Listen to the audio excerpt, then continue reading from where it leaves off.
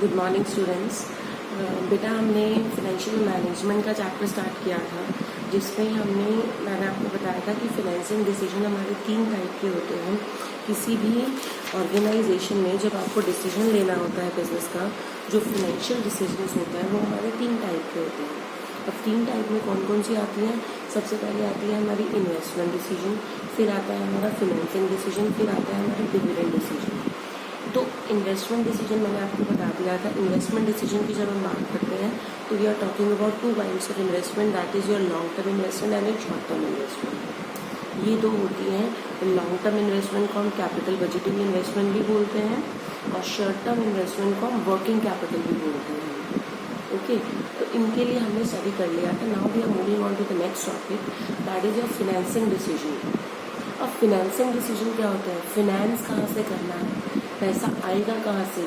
Investment decision में तो आपने ये सोचा कि आपको पैसा लगाना कहाँ पे आपको पैसे की रिक्वायरमेंट रहेगी। Now financing decision relates to quantum, level, amount और quantity of finance to be raised from various long term sources. कि आपके लिए फाइनेंस को रेज करने के लिए, प्रोक्योर करने के लिए बहुत सारे तरीके हैं। Like you can take the loan from the bank, you can issue shares, issue debentures. There are many options. Shares में भी आपको प्रेफरेंस शेयर्स हैं, इक्विटी शेयर्स हैं, मतलब आपके पास बहुत सारे ऑप्शंस हैं। तो इसमें यू हैव टू डिसाइड कि which option is the best for you depending upon considering the cost and the risk involve. Okay, so share holder funds और इक्विटी, ये हमें पता है क्या होता है। 2 वर्ड्स हमारे बार बार यूज होंगे यहाँ पर फाइनेंशियल डिसीजन में, which is your debt and your equity. Equity की जब मैं बात कर रही हूँ तो you know equity share holders की मैं बात कर रही हूँ।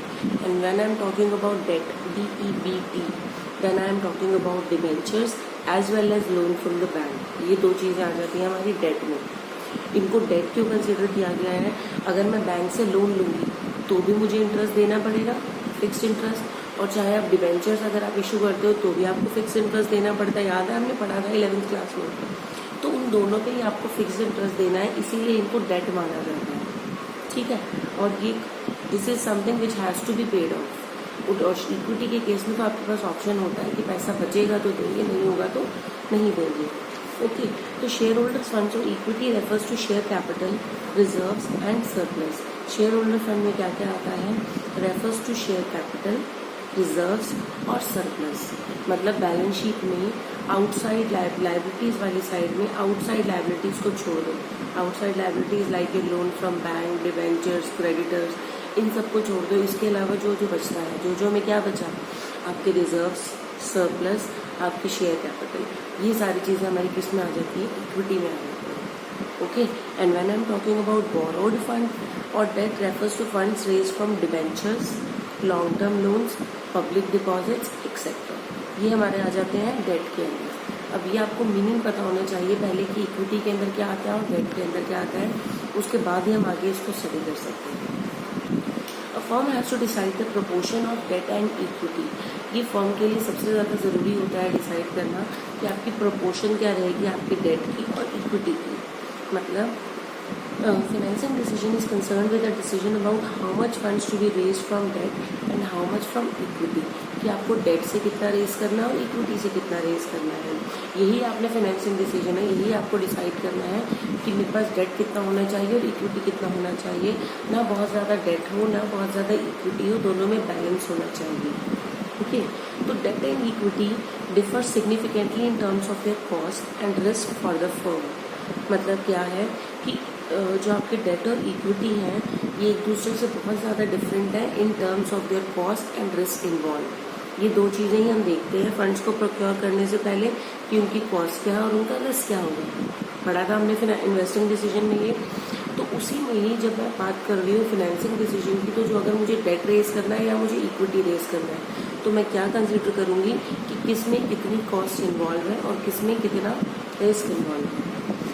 कॉस्ट और रिस्क, ये 2 चीज़ें देखी जाती हैं। Cost of debt means the expected rate of return of lender on debt capital for assuming risk, and cost of equity means expected rate of return on equity capital for assuming risk. Cost of debt क्या होता है कि उसके ऊपर आपको मतलब जो सामने वाला आपकी कंपनी में पैसा लगा रहा है, इन्वेस्ट कर रहा है, आपको लोन दे रहा है या आपकी कंपनी के डिवेंचर्स परचेज कर रहा है, तो उससे एसोसिएटेड रिस्क को बियर करने के लिए वो आपसे कितना चार्ज कर रहा है, 6%, 7%, 4%, डिपेंडिंग अपॉन आपकी उसके अकॉर्डिंग ही हम डिवेंचर्स इशू करते हैं, उसके अकॉर्डिंग ही हम उतने इंटरेस्ट पे हम बैंक से लोन लेते हैं। तो और इक्विटी के केस में भी यही होता है कि जो पर्सन आपकी कंपनी में इन्वेस्ट कर रहा है तो वो कितना रिस्क बेयर करने के लिए, रिस्क बेयरिंग कॉस्ट क्या है उसकी, वो हम इसमें देखते हैं। तो इसमें क्या क्या मतलब मेन जो 2 चीज़ें देखनी होती हैं, that is your cost and the risk involve. तो अब क्या कौन कौन से फैक्टर्स हैं? Number 1, cost of that is lower than the cost of equity for the firm. अगर आपको डेट को रेज करने में कॉस्ट कंपैरेटिवली कम आ रही है, cost of that is lower than the cost of equity for the firm, because lender risk is lower than equity share holders risk. क्यों? Lender का risk, lender कौन है यहाँ पे? जो आपकी कंपनी को लेंड कर रहा है, जो आपकी कंपनी को डिवेंचर्स इशू करवा के दे रहा है, जो आपकी कंपनी को लोन दे रहा है, वो लेंडर है आपका। तो लेंडर के लिए रिस्क कंपैरेटिवली कम होता है as compare to your share holder, क्योंकि लेंडर के पास तो ये ऑप्शन है कि he is at a safe side कि उसको तो भैया इंटरेस्ट मिलेगा ही मिलेगा, ठीक है। ही is at a safe side कि उसको तो उसका पैसा सबसे पहले, जब भी कंपनी वाइंड अप होने लगेगी तो सबसे पहले उनका पैसा दिया जाएगा। तो they are at the safe side as compare to equity. Since lender earn an assured return, fixed interest उनको मिलता है, repayment of capital on maturity पे रीपेमेंट भी उनको बहुत जल्दी मिलती है। Therefore they should require a lower rate of return, इसीलिए जो रेट ऑफ रिटर्न होता है वो कंपैरेटिवली लोअर होता है। Moreover, interest paid on debt is a deductible expense for competition of tax liability. ये भी हमने पढ़ा था, इंटरेस्ट जो आप डेट पे करते हो, जो डिबेंचर्स पे देते हो या लोन फ्रॉम बैंक, उस पर जो आप इंटरेस्ट दे रहे हो, वो दोनों ही केसेस में डिडक्टेबल होता है इनकम टैक्स के अंदर। Whereas dividends are paid out of after tax profit, लेकिन जो आपके डिविडेंड दिए जाते हैं वो आफ्टर टैक्स प्रॉफिट से दिए जाते हैं, मतलब टैक्स पे करने के बाद जो प्रॉफिट बच रहा है। क्योंकि एक्चुअल तो हम जब डिविडेंड की बात कर रहे हैं वो किसको दे रहे हैं? इक्विटी शेयर होल्डर को। और इक्विटी शेयर होल्डर को हम शुरू से बोलकर चलते हैं, जी आप तो हमारी कंपनी के ऑनर हो, चाहे आपने 1 शेयर खरीदा है तो आप 1 शेयर से ऑनर हो। अब ऑनर्स को तो भैया सबको पे करने के बाद, टैक्स पे करने के बाद जो बचता है उसमें से डिवाइड किया जाता है, उनको दिया जाता है। इसीलिए इनकी therefore increase use of debt is likely to lower the overall cost of capital of the firm. तो इसीलिए कहते हैं कि अगर आप डेट ज़्यादा यूज़ करोगे तो likely to lower the overall cost of capital of the firm. Overall cost of capital जो है वो रिड्यूस आ सकती है अगर आप डेट ज़्यादा यूज़ करोगे तो। क्लियर है ये? Next is debt is cheaper but is more risky for the business. Second point ये हमें बता रहे हैं, ऊपर वाले पॉइंट में इन्होंने बताया कि जो डेट की कॉस्ट है वो कंपैरेटिवली कम आती है as compare to your equity, और उसका रीज़न हमने देखा। अब यहाँ पे ये बता रहे हैं कि debt is cheaper but is more risky for the business because the payment of interest and the return of principal is compulsory for the business. कि पेमेंट ऑफ इंटरेस्ट भी देना है और रिटर्न ऑफ प्रिंसिपल भी anyhow वापस करना ही करना है।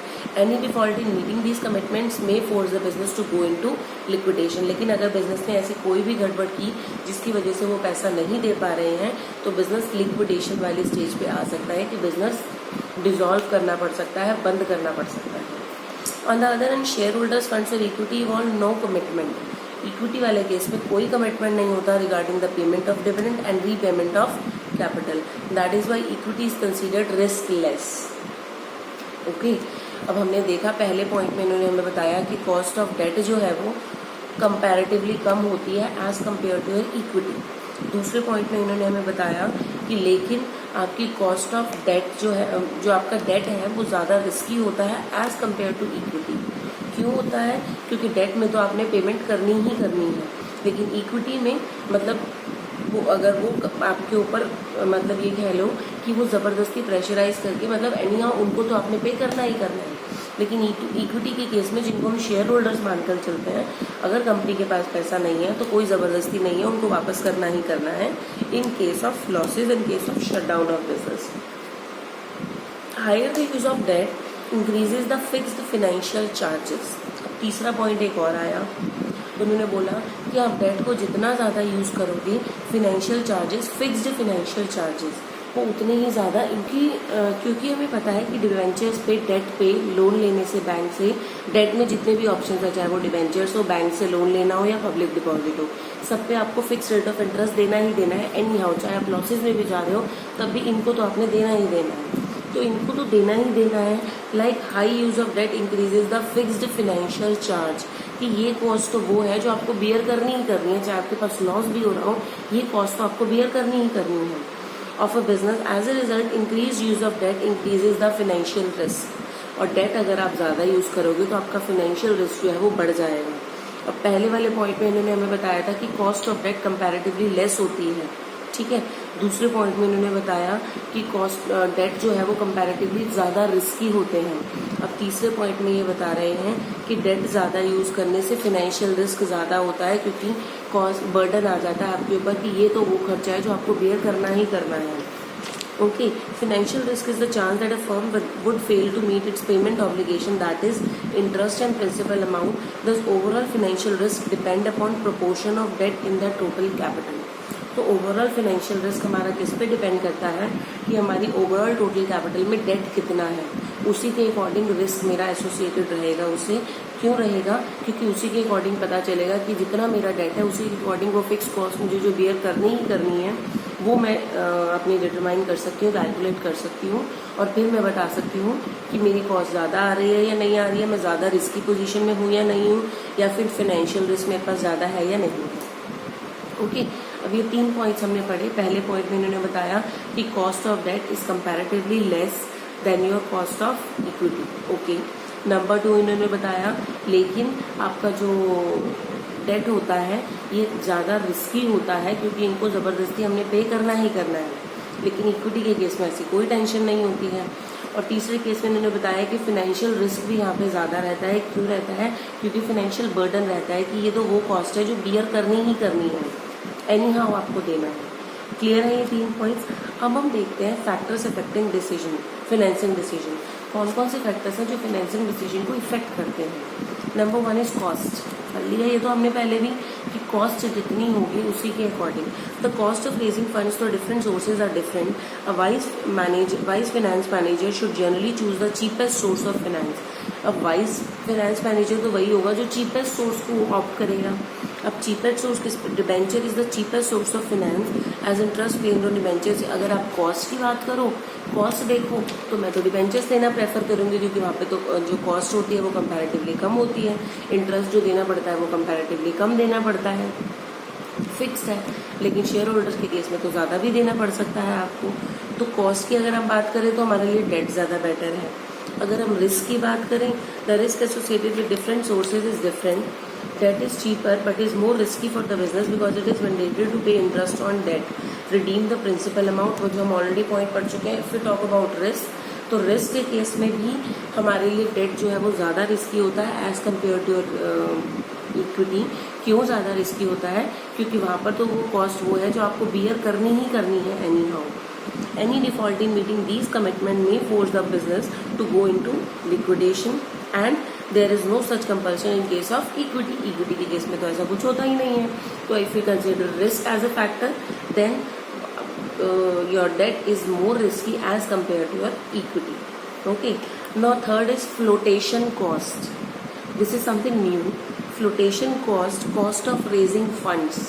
फंड्स को रेज करने पे कितनी कॉस्ट आती है, that is your flotation cost. Example, cost of advertising. जब कंपनी शेयर्स इशू करती है या कंपनी अपने डिबेंचर्स इशू करती है या कुछ भी ऐसा बैंक से लोन लेना है, कुछ भी ऐसा करना है, उसके लिए जो डॉक्यूमेंटेशन करनी है, उसके लिए जो भी फॉर्मेलिटीज आपने करनी है, उस पर जो कॉस्ट आएगी that is your flotation cost. अब higher the flotation cost less attractive is the source. जिसकी फ्लोटेशन कॉस्ट जितनी ज़्यादा होगी वो सोर्स उतना ही ज़्यादा कम अट्रैक्टिव होगा। भैया इसको तो इशू करने में इतना खर्चा आ जाएगा, बाद की तो बाद में देखेंगे कि कॉस्ट कम है या ज़्यादा है, लेकिन उसको इशू करने में, उस कैपिटल को रेज करने में मेरे को इतनी ज़्यादा कॉस्ट बेयर करनी पड़ेगी, that is your flotation cost. ठीक है जी। अब हमने 3 पढ़े। नंबर 1 वॉज योर कॉस्ट, कि कॉस्ट कितनी आ रही है हम ये भी डिसाइड कंसिडर करते हैं। फिर उसमें रिस्क कितना होता है उसके अकॉर्डिंग हम इक्विटी या डेट डिसाइड करते हैं। नंबर 3 फ्लोटेशन कॉस्ट क्या आ रही है उसके अकॉर्डिंग हम इक्विटी या डेट डिसाइड करते हैं। Next is your cash flow position. Company की कैश फ्लो पोजीशन कैसी है।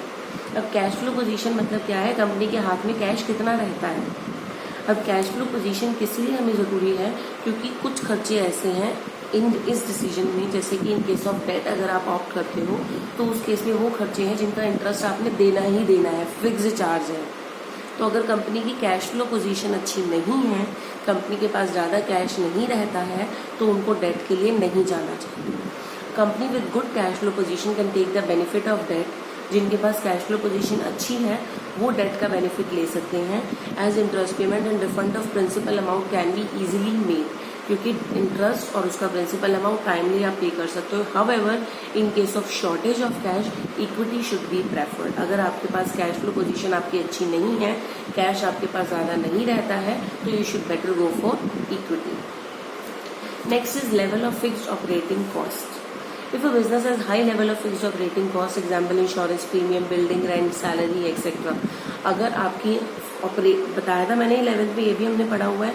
एक होती है हमारी फिक्स कॉस्ट, एक होती है हमारी वेरिएबल कॉस्ट। फिक्स कॉस्ट जैसे बिल्डिंग का रेंट है, वो तो एनी हाउ देना ही देना है। वेरिएबल कॉस्ट होती है जैसे आपका स्टॉक है, अगर मैं प्रोडक्शन करूंगी तो मुझे स्टॉक चाहिए, वरना मुझे नहीं चाहिए। वो कॉस्ट तो ऑप्शनल है अगर आप प्रोड्यूस करोगे, लेकिन बिल्डिंग रेंट पे ले रखी है, चाहे यूज कर रहे हो नहीं कर रहे हो, सामने वाला तो आपसे रेंट लेगा, that is your fix cost. तो level of fixed operating cost कितनी है उस पर भी डिपेंड करेगा कि ऑलरेडी अगर मेरी फिक्स्ड ऑपरेटिंग कॉस्ट इतनी ज़्यादा है, बिल्डिंग का रेंट, सैलरी और आपकी इंश्योरेंस प्रीमियम, मेरे फिक्स कॉस्ट ऑलरेडी इतनी है जो मुझे बियर करनी ही करनी है, तो उस केस में मैं डेट लेकर तो मेरे लिए और ज़्यादा रिस्की हो जाएगा, मेरे लिए तो और खर्चा बढ़ जाएगा, प्रेशर बढ़ जाएगा, बर्डन बढ़ जाएगा। It must opt for lower fixed financing cost, that is your interest. Thus, lower debt financing is better. On the other hand, more of the debt financing, lower debt financing is better.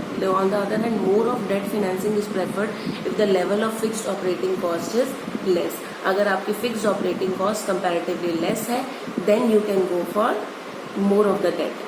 But अगर आपकी fixed operating cost ज़्यादा है, then you should go for less of the debt. Okay. Next is your control. The control of the company. Control अब हमें पता है, हमने पढ़ा था डिबेंचर्स और शेयर्स में डिफरेंस। तो डिबेंचर्स को कंपनी का क्रेडिटर्स की तरह माना जाता है। They are someone who are they belong to outside the company, they are not the internal members of the company. But if we are talking about shareholders, then they are considered as the owner of the company. They are the one who have full control. They have voting rights, they can attend the meetings, they can check, they need to know the information regarding the company. That's their right. ठीक है, तो control के case में अगर मैं control अपने हाथ में रखना चाहती हूँ, then I should go for more of debt, क्योंकि वो तो आउटसाइड पर्सन है, उनको कोई मतलब नहीं, उनको अपने इंटरेस्ट से और उनका प्रिंसिपल अमाउंट से मतलब होता है। इन केस अगर मैं कंट्रोल लूज करना चाहती हूँ, then I can even go for equity. Clear है बेटा ये पॉइंट। नेक्स्ट है state of capital market. Capital market की क्या पोजीशन है। Capital market means your stock market. The condition in the capital market also play an important role in financing decision during the period when stock market is rising, यानी कि boom period पे जो आपकी stock market है, अगर वो बहुत ज़्यादा अच्छी इस पे चल रही है, बूम पीरियड पे चल रही है, more people are ready to invest in equity, तब उस केस में लोग इक्विटी में इन्वेस्ट करना प्रेफर करते हैं। लाइक जैसे अभी जो सिचुएशन आई थी, अभी तो फिर नॉर्मल हो गया, शेयर मार्केट थोड़ा सा बेटर हो गया है। बट आप ये देखो, जब पीछे शुरू में कोरोना आया था, जब सारी कंट्रीज बहुत ज़्यादा इफेक्टेड थी, इनफैक्ट इफेक्टेड तो अभी भी है, बट जब स्टार्टिंग में ये चीज़ें आई थी तो शेयर मार्केट पे बहुत ज़्यादा इम्पैक्ट आया था। क्यों इम्पैक्ट आया था? क्योंकि हर जगह कंट्रीज लॉसेज में जा रही हैं, इकोनॉमी लॉसेज में जा रही है, तो इकोनॉमी अगर लॉसेज में जा रही है तो डेफिनेटली शेयर मार्केट पे इम्पैक्ट आएगा ही आएगा। तो शेयर प्राइसेस काफ़ी ज़्यादा डाउन चले गए थे, शेयर मार्केट काफ़ी ज़्यादा डाउन चले गई थी। तो शेयर मार्केट की पोजीशन पे डिपेंड करता है। अगर शेयर मार्केट की पोजीशन अच्छी है, then you can go for equity. अगर आपको लग रहा है कि शेयर मार्केट की पोजीशन अच्छी नहीं है, then you should better go for debt. ये थे बेटा हमारे सारे फाइनेंसिंग डिसीजन। मैं छोटे छोटे करके टॉपिक करा रही हूँ, बहुत अच्छे से करना इन टॉपिक्स को। कोई भी कंफ्यूजन हो आप कभी भी पूछ सकते हो। Okay everyone, thank you.